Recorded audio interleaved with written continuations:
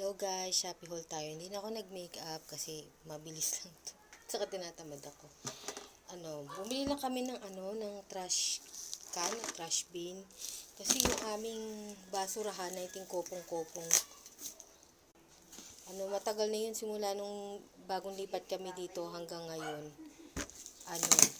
Yun na yung basura namin. Nagka-crack na. Kaya kailangan na namin palitan. Mahal kasi yung mga ganitong basurahan sa mall. Dahil sa SM, mahal.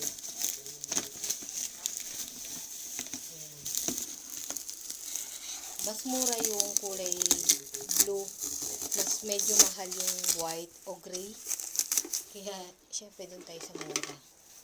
Ayan, meron siyang. Saka medyo malaki na to kasi sa basurahan lang naman sa kusina. Tapos lalagay nyo dito. Parang handle.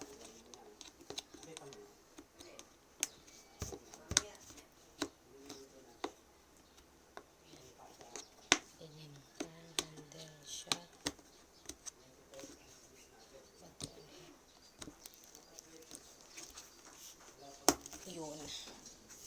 So, itong isa. Kumukulog-kulog kasi umuulan-ulan ngayon. Kaya maririnig niyo yung kulog. Sa kaingay ng mga bata. Pause ko lang muna.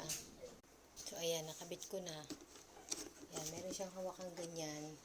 Sakto lang yung laki niya para sa kusina. Tapos, ito yung kanyang takip. May ibang kulay pa doon, pero ito nga yung mura. Ayan siya. Tapos, na siya guys. Yung pinipress.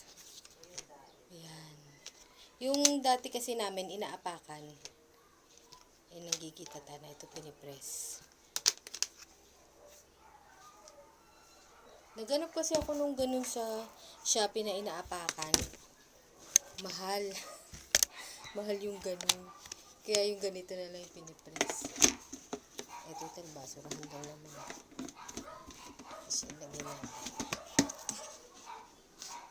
Yan. Yan siya.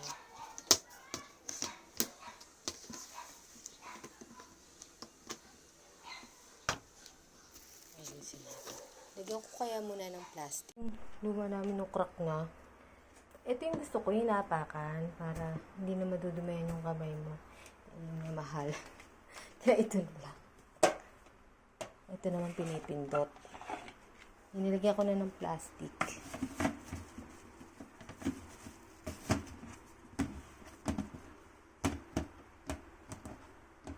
Ano ba tayo? Ganyan.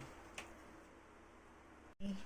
Medyo, lang to, may sensitive siya. Unting alog mo lang. Saka, hindi rin siya nasasara ng mabilis. Pangit din pala yung ganito. Hindi ko alam kung mali ba yung pagkasuksok ko. Ayan, naman siya. Kaya lang minsan, siya. Sensitive. Pangit din pala yung ganito. Pangit. Ko na guys kasi mali yung pagkakabit ko. Dapat ito yung handle, ayan, pag ganyan siya, waist bin, tas yung kabilang handle na nasa gilid. Kasi kanina mali yung paglagay ko. Tingnan natin ayan, mabilis na mag-lock. Hindi na siya sensitive. Kaya pala ganun kanina kasi mali yung aking pagkakasalpak ng takip. Okay naman na siya. Buti nagkasya. Saktong-sakto lang siya doon sa lagayan namin ng basurahan. May napansin ako na ito medyo may mancha siyang ganyan. Parang gas-gas. Pero okay lang naman. Basurahan lang naman.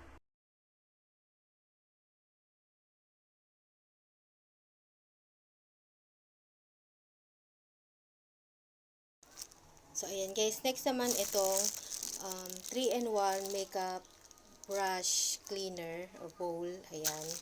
Basta, ewan ko tama yung mag-insert na lang ako dyan ng picture. Ito siya guys. Hindi ko siya mabubuksan kasi nakasil. Ipanririgalo ko kasi ito sa kapatid ko. So, hindi ko siya pwedeng buksan. Mag-insert na lang ako dyan ng sample video kung paano siya gamitin. Basta kung mapapansin nyo, para siyang may gaspang-gaspang dyan. Dyan nyo guys, lilinisin yung brush nyo. So, maglalagay kayo ng sabon, tapos gaganyan nyo. Kukudkud nyo dyan yung brush nyo. O di kaya yung mga sponges na bilog. Dyan nyo, igaganyan-ganon nyo. Yun yung unang use niya. Yung pangalawang use niya is pagkatapos yung maglinis ng mga brushes nyo, pwede nyo siyang ilagay dito sa baba. Ayan, dyan nyo siya ilulusot yung handle ng mga makeup brush nyo. Pag malaki yung handle ng makeup brush nyo dito sa ganito, pag maliliit dito sa butas na to. Kung makikita nyo may handle to, lalagay nyo lang dito sa mga ganyan. Pwede nyo siyang isabit. So, pag nakasabit siya, syempre yung mangyayari, yung pinaka buhok-buhok ng brush nyo, dito na sa baba. So, kung